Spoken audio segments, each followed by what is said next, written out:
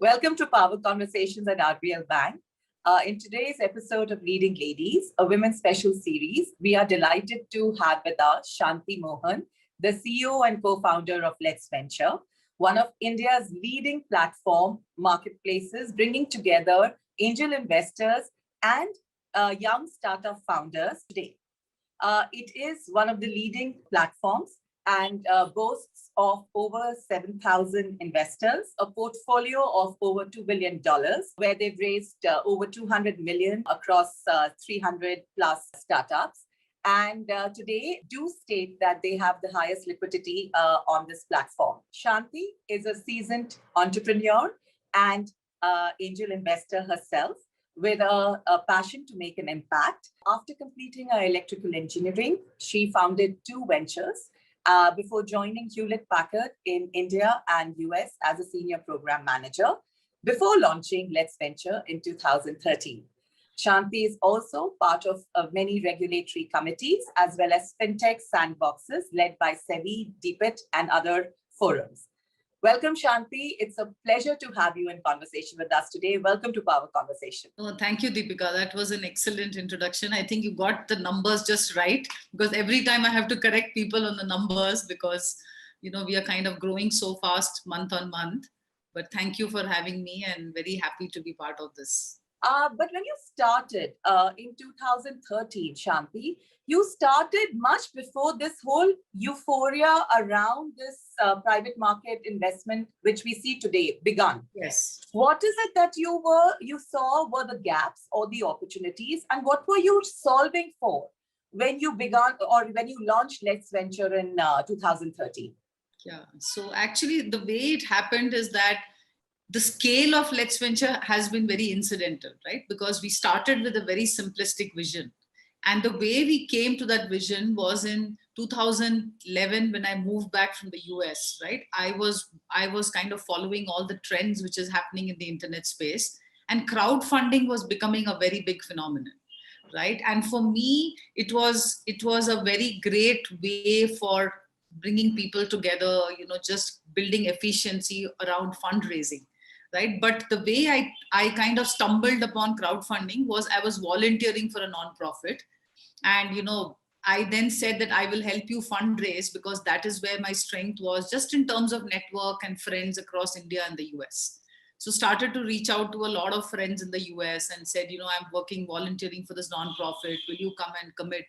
And people were happy to kind of participate, give grants. But what I realized that I was actually getting fatigued, right? Because I was literally telling the same story to everybody one-on-one. And I was on the phone, though I was able to fundraise, I just instinctively thought that there has to be a better way to kind of fundraise, right? And that's where started looking at all the technology platforms, and then realized that crowdfunding was starting to become a large phenomenon. And it was interesting, in 2012, I remember, there was a crowdfunding consortium which was set up in India, right? And I then found that consortium. I said, I want to be part of it. Of course, none of the people are there. Everybody left and everybody went into different roles after that.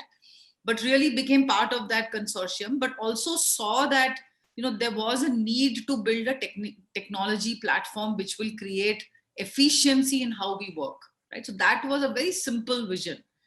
But the way that entire crowdfunding thought process and the non-profit pivoted into a mainstream business and startups is because I met somebody, and I remember he was a mentor at NSR Cell, right? And he said, you should be looking at startups, because incubators and accelerators are the low-hanging fruit. Like literally, that is the word he said.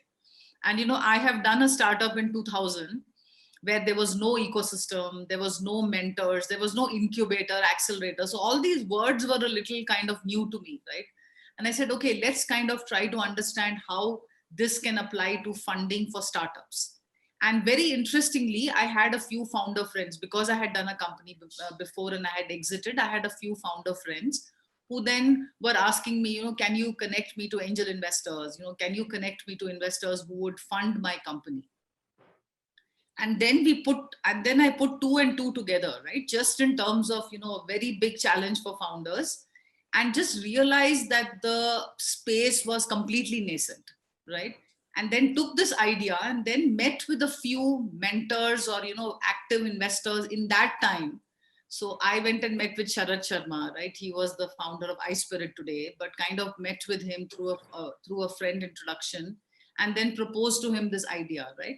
So after Sharad met with few other investors, and everybody resonated with the idea that this is something which is needed for the Indian ecosystem, right? So really, I mean, everybody was a little doubtful. They said, we don't know if you can really do this because it sounds a little complex, taking angel investing online, right? Where people were used to offline networks, people were used to founders coming and pitching in a room, where investors sit around the room. But the more and more I saw the process in which it was happening at that point of time, I was convinced that there has to be an alternate solution, because that current solution was completely broken, right? So I was not even thinking about private markets, right? I was not thinking about returns on angel investing, right? So I was taking a very simple view, saying that as a founder, how do I make this easy for other founders to reach out to investors who become relevant to their business? And how do I make that an equal conversation? Because the very fact that, an entrepreneur enters a room, right? And then he is in this room with 10 people. He cannot go around the table and ask people, now tell me about yourself. Tell me what are the investments you've made. Let me know a little bit more about you before I tell you about myself. That's not a conversation which is going to happen, because that founder is given maybe 30 minutes time, right? But as a founder, you want to pitch it to relevant people. You also want to ensure that you're not pitching it to an investor who has an investment in a competing company, right? You also want to make that connect to that investor, because sometimes you want to personalize your conversation to him, right? And these are the real realities of fundraising, right? Because as a founder, this is the only venture I have, right? So this is everything I have committed myself to, right? And if I am very particular about whom I want to talk, there's nothing wrong about it, right? So I think my entire point when I was looking at it, I somehow intuitively thought that there has to be a better way to do this. There has to be a much more efficient way of doing this. There has to be a way where both sides are on equal positions, because this is a business transaction, right? Nobody's doing anybody a favor by investing into a company, right? So I think all of that put together, then we put this platform called Let's Venture, and then met my founder, and of course we can talk about the story. But that is where the problem started, right? That was really the simple problem we were trying to solve, saying how do we make startup fundraising easy for founders? That's it, right? Also today you have solved for it in such a big way, Shanti, because Yes. you, like I mentioned, you have over 7,000 angel investors on the platform. Yes. More than 200 institutional investors, 150 plus family offices that you're representing on the platform. Yes. And increasingly, like we discussed, people are, investors are moving from the public market to the private market. This is increasingly drawing more and more traction. Could you share with us what are the trends in the angel investing space you see in India, and how do we compare to the global landscape? Because you are spread across 55 countries, I believe. Yes. So just to kind of put a context to that entire number has been organic and word of mouth and referral. We have never spent marketing dollars to bring investors to the platform, because I just thought that angel investing is a very personal decision of investing, right? There is no formula, there is no guarantee. It is a high risk asset class, right? So you can never go to an angel investor and say, put money into this company and I will assure you a 10x return. If anybody tells you that, you should stay far away from that venture, as far away as possible, right? Because it is very, very difficult to predict success in the startup space, right? But if you look at, today, interestingly, Devika, there are about probably 10,000 angel investors in India, right? There are about 2.5 lakh angel investors in the US, right? So that is the difference in scale we are seeing, right? And just to put that context, because I think the reason why I bring that number up is that India is still new to this asset class, right? So I think the last decade has been very interesting, because the last decade was even more new, right? So it was really kind of not happening, right? Like people had money, they had never heard of angel investing, right? So when we started 2013, we just did not know how would we actually get this message across to people, saying if you have assets, you have to have an allocation towards private markets. I think not having an allocation towards private market is not a strategy you can afford anymore, right? Because your returns have to be balanced with what you do in public markets, right? Because private markets is the only space where you can create non-linear wealth, right? Where you can see 100x return, right? You can never see that in a public market, right? But it is also a very high risk asset class. So you have to qualify that return with high risk, high return, right? And because of that, you want to keep aside a smaller allocation in your entire 100% allocation, maybe like a 10% allocation towards private markets, so that you are not using the returns in private markets to say I will educate my child in college or I will buy my new home. No, no, no, that is not what you do with your returns in private markets, right? So that is about wealth creation in a very, very different way. So because angel investing is new to India, right, and new to probably Southeast Asia, right, you see that people still, the way they evaluate companies, right, is still a little different from how probably they would kind of write check sizes. So your check sizes are different when it comes to emerging markets versus what is already there in mature markets, right? Because it's already a tried and tested space, but also that you have a lot more people who have made wealth through private markets, right? Because of which you can even go follow some of these people and you can go make your money there. Here, you don't have too many people still who have had consistent success, right? But of course, in 2021, we are way better than what we were in 2013, right? When probably we had like 20 people who were lead investors.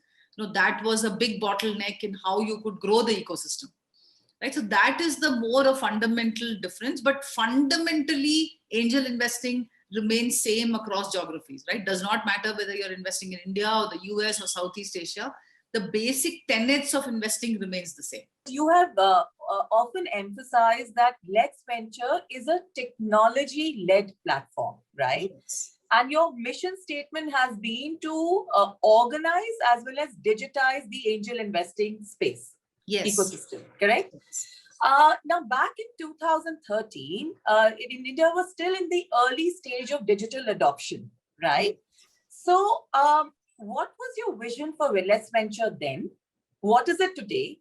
And how have you used technology to build and scale? Yeah, so great question. In 2013, if you looked at it, we, from the beginning, like from day one, we said we want to be a technology-led platform, right? So we did not go do 10 transactions offline and then take that process and make it online, right? We first built out a technology platform.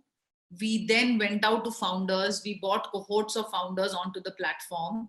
We fine-tuned the features on the platform so that it was comfortable for founders to use the platform. Like we introduced the stealth feature way back in 2013. Because as we started talking to founders, they said, no, but I don't want to show my plan to this investor. I want to show it to only this investor. I want control on who sees my data, right? So really kind of put the stealth feature as even the second release way back in October 2013, we already had stealth feature on our platform. And we did our first deal on our platform in 2014, right? So it was always a technology-led platform, right? Because the intent is, I believe, right, though I run Let's Venture, angel investing will never go 100% online, right? There is always a component of people interactions. That's why it's a combination of art and science, right? So science solves for maybe 80% of it, but there is still 20% of it, the art, right? Which is about I intuitively thinking that I like this idea. And there will be a lot of differences in how we evaluate the ideas, because it also comes from the context of how I'm looking at the idea, right? So I could be a person who has seen a lot more, or I could have been a person who has had different incidences, which actually creates a different context for me when I evaluate people, right? And that is how that difference comes into angel investing, right? But really, And this is like 2013 was when we didn't have phone pay, we didn't have Paytm, right? We didn't have all these digital payment platforms, right? And now we are talking about a person paying 5 lakhs online and committing to a startup. So I had people like, I think you've completely lost it, right? Like, this is like crazy idea. We don't think it's going to work, right? And I think people, there was no expectation of success out of Let's Venture, which was actually really good, because I was not trying to prove anybody right or wrong, right? So it was actually worked really well for us. And then as we started to build out the platform, within 1 year, everybody started to notice us, right? Because it's just suddenly realized that, a transaction which is happening here today is happening in a platform where they have like 5 investors from US, they have 2 investors from Singapore, and it is kind of completing in like 20 days, right? So everybody was like, okay, this is really making it easy for founders to come and start to access capital, right? But as we started to build out the platform, we also realized that there was no data around private markets. And Devika, you will be stumped by this. There is no central place you can go and look at all the angel investments which have been happened in the country. There is still, till date, there is nothing today. Because all the press, they all feed off each other, right? So, that guy writes a story, then this guy pulls the data. So it's all so the people who are not discovered by anybody, right? Because there is no central place you can go and access data in the ecosystem. And because of that, and that was one. And second is, even today, founders are managing a lot of their equity using Excel sheets, right? So about 2 years back, we also realized we wanted to digitize equity, right? And that is how we launched a product called the Cap Table and ESOP Management, where you get a dashboard, you can look at who owns equity, right? If I raise a new round, what will be the impact of the new round on my existing shareholders? You can look at dilution. You can actually play around with your cap table and say, if my convertible converts, then what would be my current holding? If you want to talk to your shareholders, you can just send an email using that tool, right? So really a centralized, digitized way of managing equity, that is for the cap table. And once you give out options to your employees and ESOP, right? You can then also manage ESOP through the ESOP tool, which is the My Startup Equity. So both of this cap table and ESOP management product, there's a product called My Startup Equity. Today we have 207 customers on the platform. This is a B2B, and we just launched it about 10 months back, right? So there is a real need in the market. So really the vision has always been to make the process of connecting startups to investors easy. And all of these kind of add on to that larger vision, right? So really kind of add on to the larger vision, saying, how do you make it easy? You make it easy when you create transparency. You make it easy when you digitize and you have data in one central place. You make it easy when you organize everything for all the stakeholders, right? So at a very high level, our vision remains the same, just that the way we are now breaking down our vision into executable components has changed. So Shanti, the pandemic has had a severe and an adverse effect on a lot of early stage startups, on MSMEs and SMEs. What's been the effect on Let's Venture? And has it led to any change in your business model or in the way that you are, now looking at your product offering? Yeah, so interestingly, the pandemic year was our best year since the time we started. Our numbers went 2x on our early stage. So while in 2019, we had done 55 deals, in 2020, we did 103 deals, right? Our revenue also went up by 40%, right? We launched 2 new businesses, which is the Let's Venture Plus, which is the growth stage platform where we work with family offices and help growth stage companies raise capital, right? And we launched this product called My Startup Equity, which helps you digitize and organize equity within the organization, right? We also brought on board about 20 new people to the team, everybody hired during the pandemic, right? So for us, it has been a phenomenal year. And I'll tell you what has actually happened during the pandemic, right? For us, because we were anyway a technology platform, we had investors from 55 countries.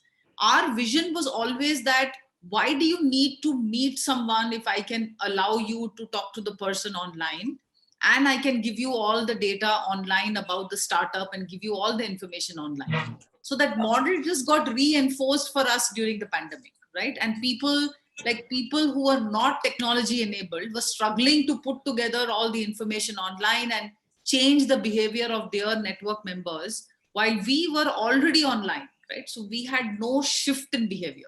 I think during the pandemic, a lot of startups who had a strong culture, who had a strong business model, who were able to move really quickly based on the changes in the environment, they were the people who actually succeeded. Right? They were the people who were actually able to come out. And I believe at the end of the pandemic, it has created better founders, right? Because, imagine this, Devika, that till today, when you go make an investor pitch, right? Nobody talks about what would happen when an adverse event will happen to my business, right? They'll always say, no, no, no, I know how to manage global events. I know how to manage adversity, right? But today, every founder has a slide which says, how am I navigating the pandemic, right? So it's forcing people to think about what would happen if an event like a COVID-19 happens back on my business, right? So I think it has kind of sharpened conversations today.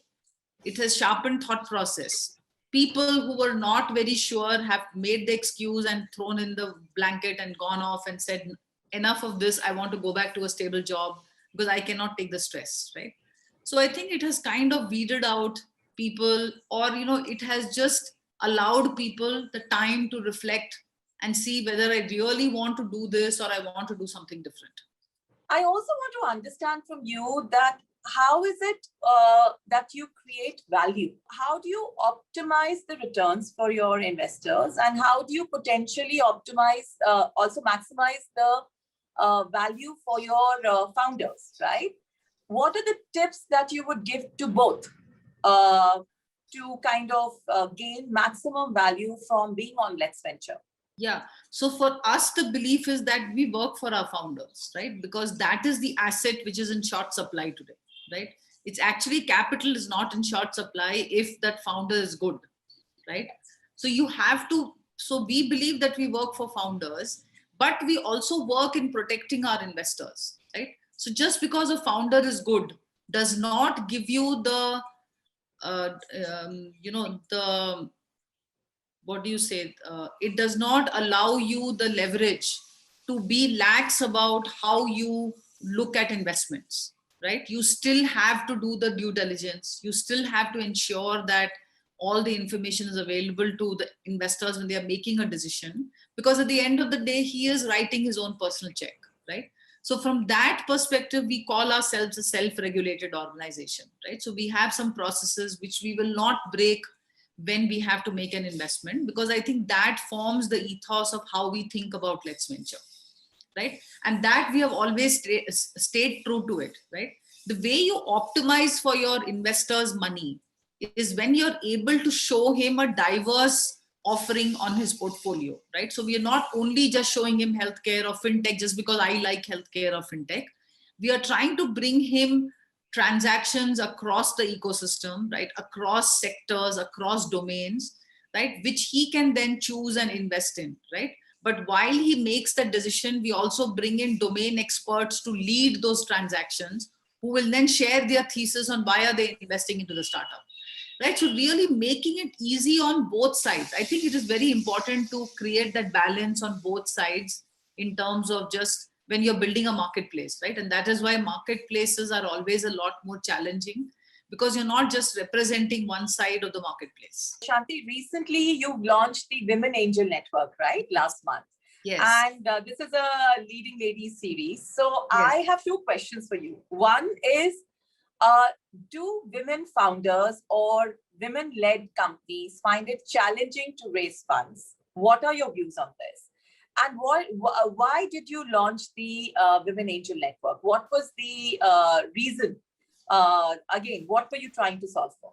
Yeah, so the Women Angel Network was not for women founders, actually, not for just investing into women founders, right? The Women Angel Network was because I think that women have to start investing into private markets.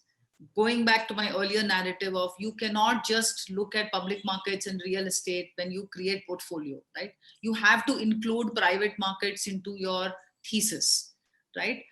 And interestingly, out of 7,000 investors on my platform, I have less than 25 women on my platform. And this is a global platform, right? I have never said I don't want investors from outside India, right? But we don't see women actively coming forth and investing, right? And there could be multiple reasons. One is maybe we have not reached out to women specifically. We have just kind of reached out to angel investors and we are missing out the women population. Second is that, maybe there are a little bit more challenges for women to understand the space. So they need a little bit more detail when you explain to them about angel investing. So there is a little bit of a customization which we want to do to bring more women into angel investing. And that was the intent of launching the Women Investing Network, right? And my thesis is that as a woman investor, you should be allowed to invest into mainstream investing, right? There is no need for you to invest only into women founders. I'm not saying that women founders don't give you the returns, right? My point is that if a woman founder can compete with another founder and raise capital, she's among the best, right? And as an angel investor, you want to invest in the best, right? So you should not be only thinking, oh, I want to, because I'm a woman investor, I should be only investing into women founders. No, as a woman investor, you should be thinking about maximizing your return, of making money, right? Then what you do with the return, you can always go invest into impact. You can always invest into other women founders, right? So that does not exclude you from doing it, but I think it should include mainstream investing. So it's a little bit different in how I thought about it. Moving on to a little bit more about you, Shanti. I mean, you've had an amazing and very inspiring journey, right? And like you mentioned, you first launched your first company, you launched in way back in 2000. And thereafter, it's been a series of leaps of faith that we've seen you do and execute. How has, what have been your key learnings along the way, and what have been your lows along with your successes? It'd be interesting to know what have been the challenges that you faced during this journey. Yeah, so I think I'll be really honest here, right? Because I think it's important to kind of be candid when you're talking to your kind of listeners, right? I think here, when I think about my learnings, right, I think that you change as a person every time, right? So every 2-3 years you look back and you always think I should have done that differently, right? Because the context changes, right? You've tried something and you've learned something, and so when you look back, you think that you could have done differently because you have learned this at this point of time, right? So there is never a perfect time. There is never a point of time when you know it all, right? You will never know it all, right? And there is never a point when you may not look back and think, oh, maybe that today I would have done it differently, right? But in that context, that point of time, that is what I knew and that is what I did, right? So I think I think you have to be kind to yourself, right? You don't have to be that perfect person when you make a decision, right? It's okay to make mistakes. I think you have to just have fun and don't take yourself too seriously. I just think that don't assume that you have achieved a lot, you accomplished a lot. Now, I know I can advise people. I never feel that. I always feel I can learn more, right? There's always a lot more to look forward to, right? Because like I said, you can keep analyzing your past. You'll never move forward, right? Or you'll keep waiting for that perfect moment for everything to fall in place. That's not going to happen, right? Everything is never going to fall in place, right? But at that point of time, whatever you want to commit to for the next 3 to 5 years, you have to be true to that, right? You have to feel passionate about it, saying that no matter what, I will do this for the next 3 to 5 years. Because I have had instances when I started Let's Venture, I had a friend from HP. She said, okay, I'll also join you and let's do this together. I said, yeah, it's great. Let's do this together. And then in 2 months, she said, you know what? No, I want to go back to a corporate job because, I like that feeling of that monthly salary coming in and I have a home loan. And I don't want to do this, right? which was perfectly okay, right? That was a choice she made, just looking at, but that did not make me feel, oh man, I also want to do that, right? I also want to go back to a job and get, because I was very convinced I want to do this, right? So I think as a woman, and then of course as a woman you'll have a lot of other questions coming up from families saying, why do you work so hard when you don't make any money, right? Like people can't understand what is wrong with you, right? You are all the time working, and at the end of the day you don't have so much money. That is the founder's life, right? But I think, do you really enjoy what you're doing, what you're creating, right? Do you really think that this is making meaning to what you want to do in your life? I think that's all which matters. So before we, let you go, Shanti, just would like you to share with us what's next for Let's Venture. So very audacious goals, right? We want to become the largest player in India and Southeast Asia, right? So really want to fulfill the organization of private markets, right? Because I think it has to be done. Whether Let's Venture does it or somebody else does it, it will be done. I don't think it is not going to happen, right? It is going to happen, and we want to be the people who make it happen. So wishing you all the luck and, upwards and onwards to the team at Let's Venture and to you. It's been an absolute pleasure having you with us today. And thank you for the conversation, Shanti. No, thank you. Thank you, Devika.